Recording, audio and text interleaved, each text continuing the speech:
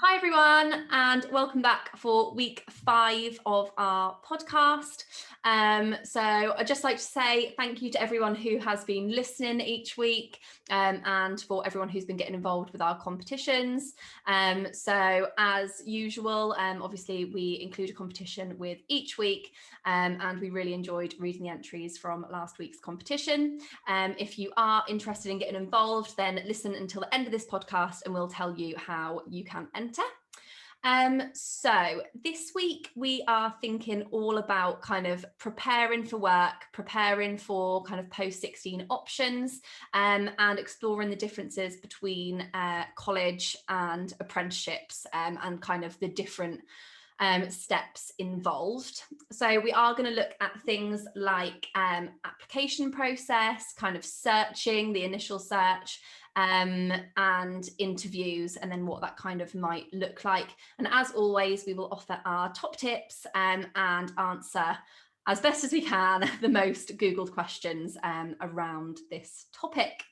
So if we kind of start out then with thinking about the initial searching stage, and kind of thinking about the differences in searching for a college place and an apprenticeship place. So I'll let Danielle kind of start with her kind of thoughts about that.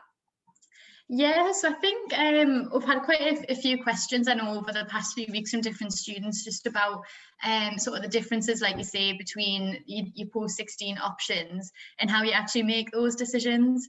And I think the best thing to do is obviously start your research and start sort of searching for what is out there, because I think it might be a little bit different this year to what it normally would be. What I would say is, if it's college that you're thinking about, the websites are probably better than they've ever been. All the information's on there. So if you are considering college, have a little look on, see what courses are offered at each college. So I know on ours, you literally pop on a website, you can click on the school leavers tab at the top, and that'll bring up all the courses that we offer. You can then just click through those and it'll show you the course content and the assessments. It'll tell you a little bit about, modules maybe is on the course, what it can lead you on to, and then obviously you have the option to apply on there as well.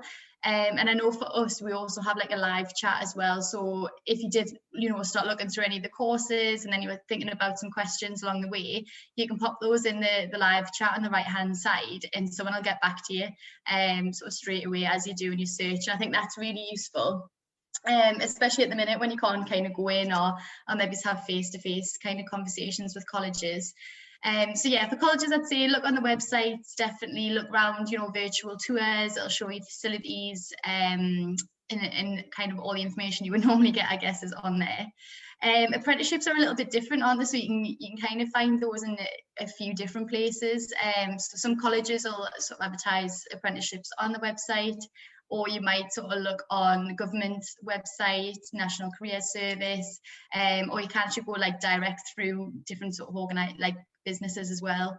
So I think apprenticeships are a little bit more kind of not confusing, but a little bit more complex on in terms of where you can find them. But what I would say is look online if you don't know exactly if you even want to do an apprenticeship or what you would do an apprenticeship in, and it'll open your eyes to all sorts of different options. What are your thoughts? I know you've done quite a lot around sort of National Apprenticeship Week, which will be happening next week. So I don't know if you want to give sort of a bit of an insight to that. Yeah, so I think obviously with it being National Apprenticeship Week, there's so much kind of going on, and it's a really good opportunity to engage with the employers that will be kind of facilitating an apprenticeship. So just kind of for anybody that maybe doesn't know, so with an apprenticeship, you would do obviously your training with an employer, which would be kind of a real job, which you'd get paid for as an apprentice. And then you'd also have kind of, usually it works like a day a week in college.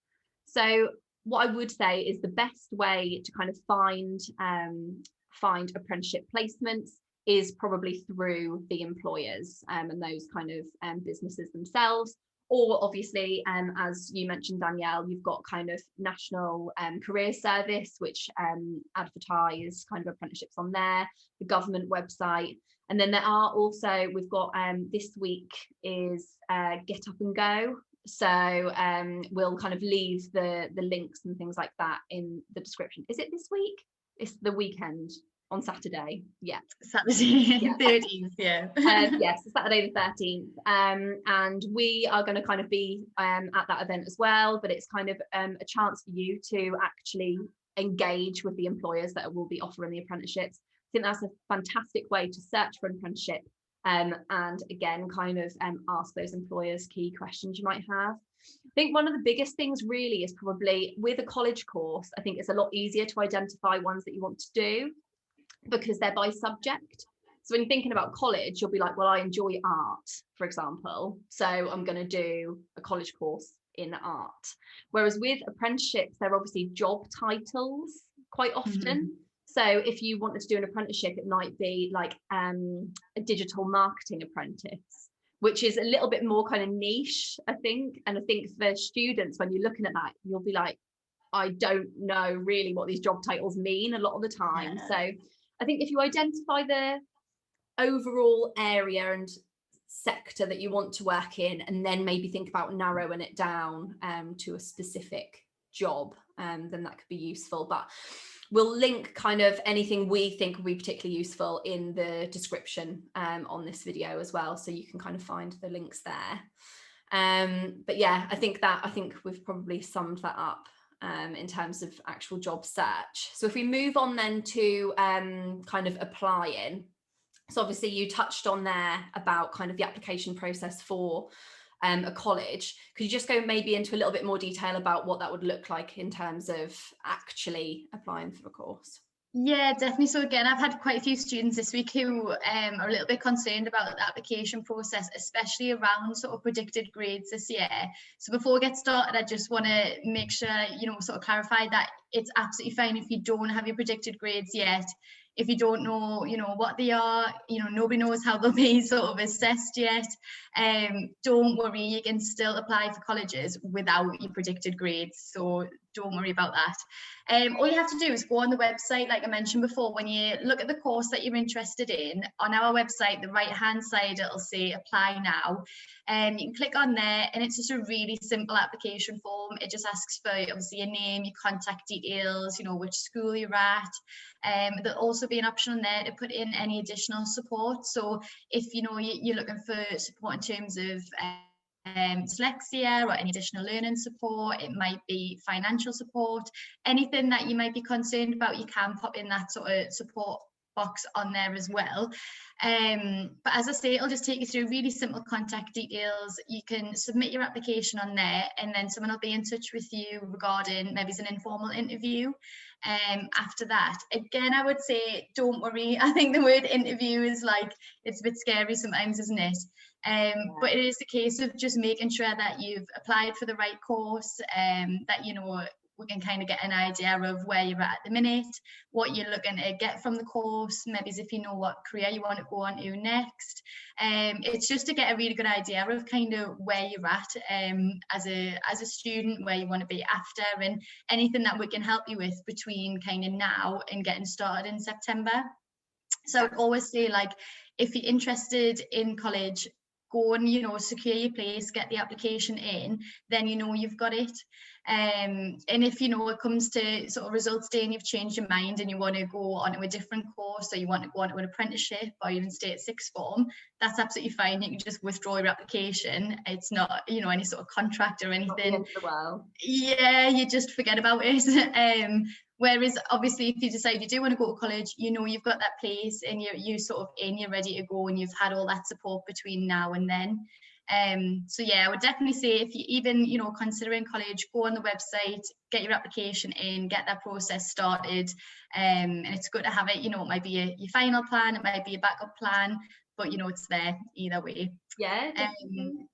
I know apprenticeships are a little bit different, aren't they? Do you want to maybe just go through the application process for apprenticeships? Yeah, so with apprenticeships, it's kind of more likely that you'll be asked for some sort of CV or kind of cover letter. So those are kind of two terms that I'll just kind of briefly try and explain. So with a CV, you'll probably have kind of been hounded about putting a CV together throughout school. I know that I was very reluctant because I was like, I have no idea how to put this together. We will again kind of leave any top tips and anything for doing that in the description. But I think, yeah, you'll be asked for a CV, which essentially just outlines your education and skills that you've gained through your education. So it might ask for predicted grades and things like that. Again, if you don't have them at the minute, that's fine. You can still kind of put your CV together, just showing the GCSEs that you've taken, any extracurricular activities you've been involved with. I think that's always a good one. So if you're somebody that's really sporty, absolutely include your sports on there as well. I imagine at a later stage, we'll probably do a full-on kind of podcast about putting a great CV together. But I think kind of the main things are looking at what the apprenticeship is asking for in terms of skills, and then showing how you've got that. So a cover letter then goes into a little bit more detail, more specifically about the role that you're applying for. So essentially, you just want to show that you know who the company are, and what the job is, and why you think you'd be a good fit for that job. So it's definitely more of like a formal application process, as opposed to kind of applying for college, where you stick in all of your key information and then they'll be able to tell you which level you're at, which is obviously fantastic. With an apprenticeship, it is obviously a little bit more kind of formal, because you will then be like competing with others for a place. So it's about kind of showing why they should pick you, pretty much. So obviously you've spoken a little bit about interviews as well, for the college application process. So just to kind of touch on those then for an apprenticeship. So again, they will be a little bit more kind of formal, and it's going to be speaking about your skills, why they think you would be a good fit for that particular role. But you will have the skills. I think that's something that like I just would like to put out there. So for apprenticeship roles, they are entry level. So they are expecting you to not have all of the technical knowledge and everything that you might need. What they are expecting you to have is kind of organizational skills, enthusiasm, so like a genuine enthusiasm for the role.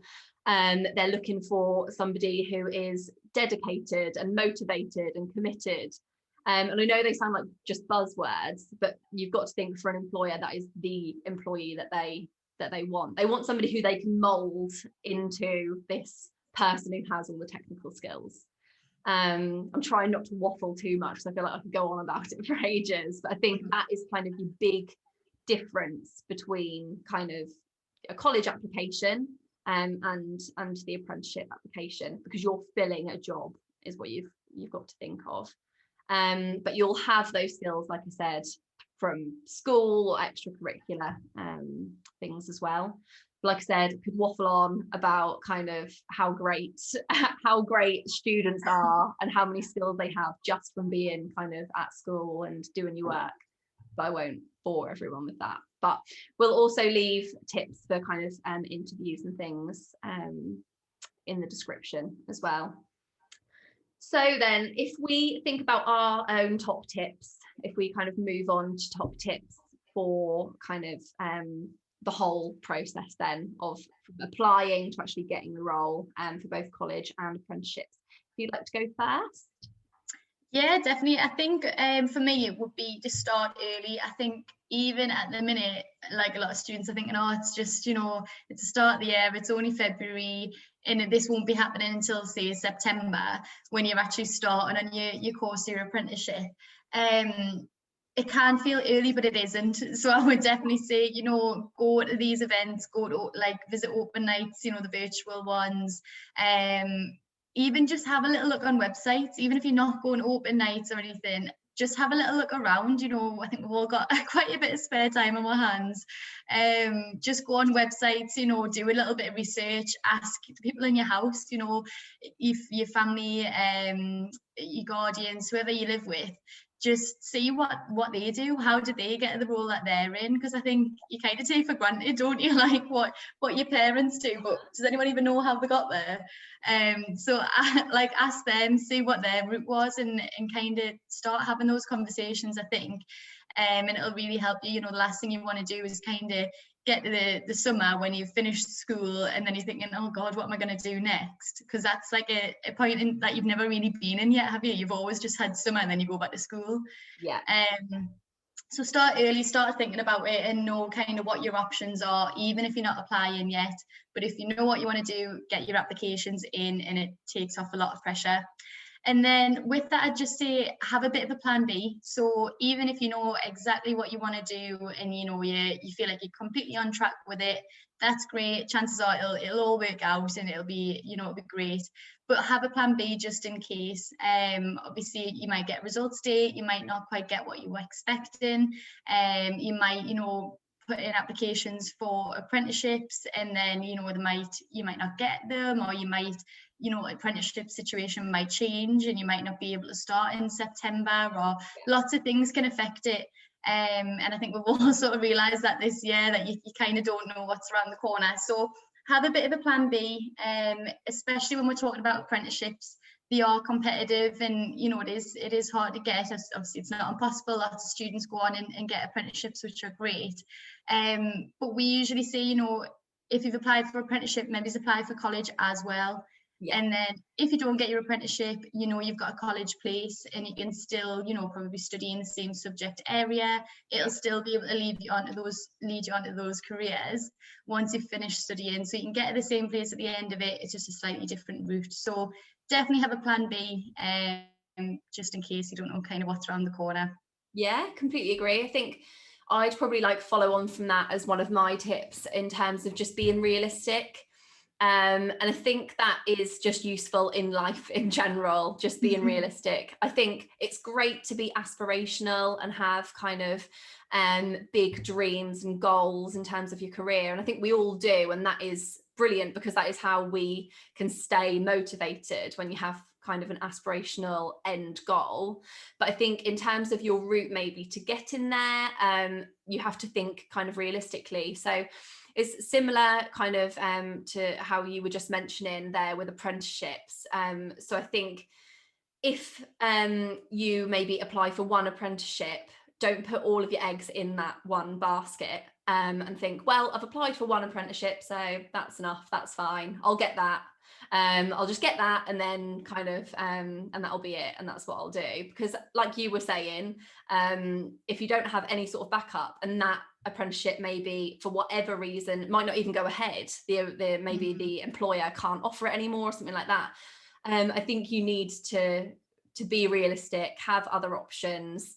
And also thinking about things that maybe like in terms of particular courses and things like that, and the level that you start at too, you should be realistic with that. I think we're lucky with the college because our team of student services are so amazing at what they do, and they could place you kind of at the right level and pick a level that's suitable for you. But again, just thinking realistically, how am I going to cope with the workload? Am I going to enjoy the subject? Am I going to feel confident when I'm studying? Because that's kind of obviously the big thing.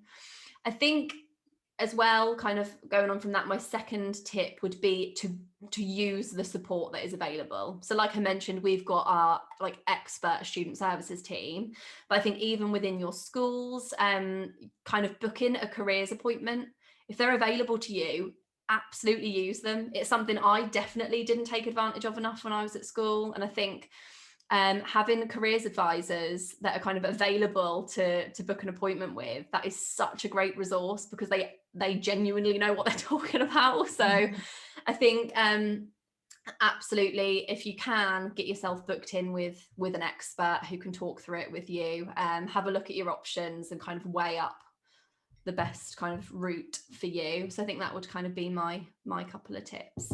And then if we then just to kind of finish off like we normally do with the Googled questions. So I've got 3 for this week.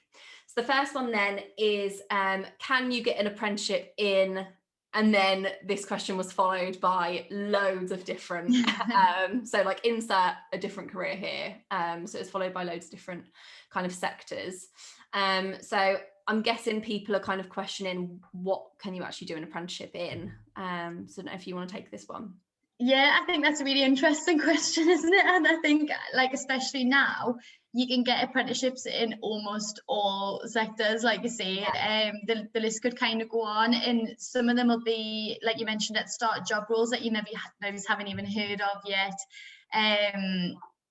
We couldn't even start and list them because it covers, all sorts of industries now.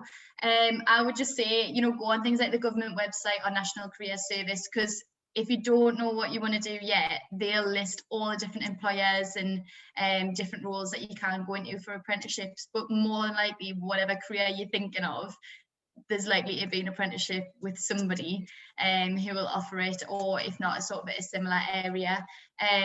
So yeah, I don't think we could go through them all and say yes or no, because there's such a massive range now, isn't there? I think it's interesting though, like now that you can get an apprenticeship within like law, and there are like routes into the police as well, like through apprenticeships, and I just think it's so good because it's making those careers more accessible to lots more people, and people who maybe don't want to go down the kind of academic route and would like to stick to that kind of vocational learning. That's how they learn best. I think that's great. And again, with an apprenticeship, you're kind of getting a foot in the door. So like with maybe an apprenticeship in a solicitor's or something like that, and then that company can then train you up and you can go up the levels. And I just think, like, how great is that? Definitely. Yeah, I think everyone's sort of seeing the benefits of it, aren't they, from a student point of view, but also the employer side as well. Absolutely. You literally get into like mold that person to the exact employee you want from the beginning of their career, which is amazing. So then if we go on to the second one, obviously I think we've kind of touched on this, so I don't think we need to expand too much, but where can I find an apprenticeship? So I imagine you'd agree with me.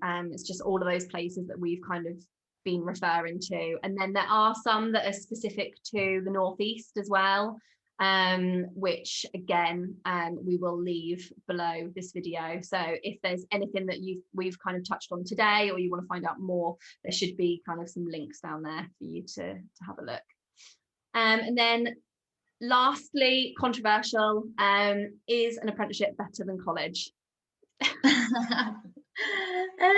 That's a good one, isn't it?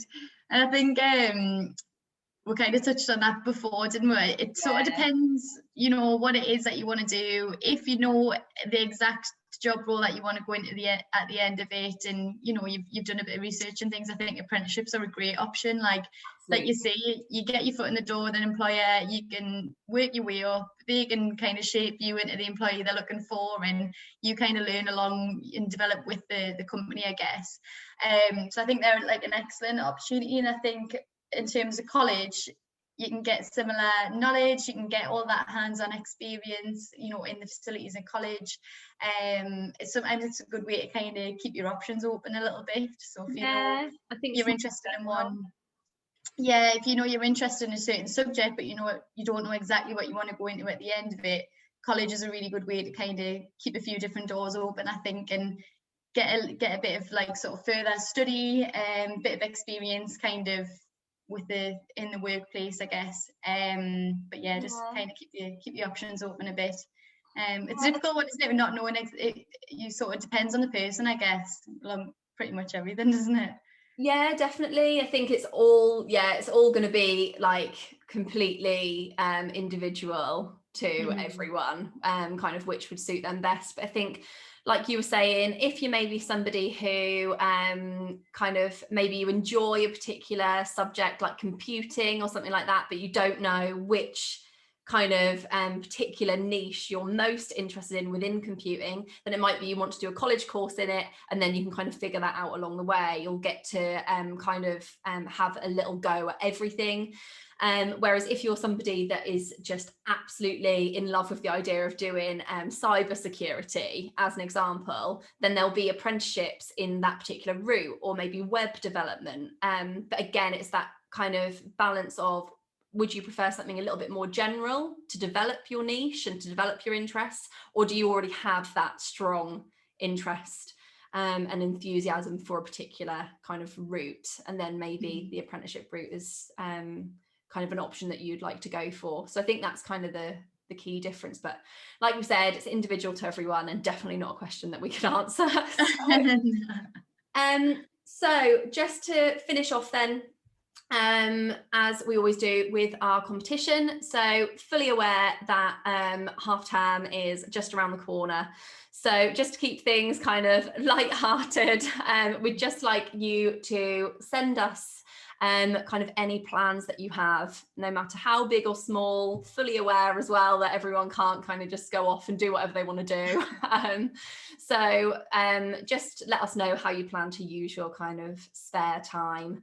And again, like normal, just kind of fill in the Microsoft form that is kind of alongside this video on your learning platform. But it's been really nice talking to you all. And as we mentioned, all of the kind of links to things we've mentioned will be in the description. But yeah, fab. Yeah, thank you very much. Amazing. Right, catch up with you all next week. Bye. Bye.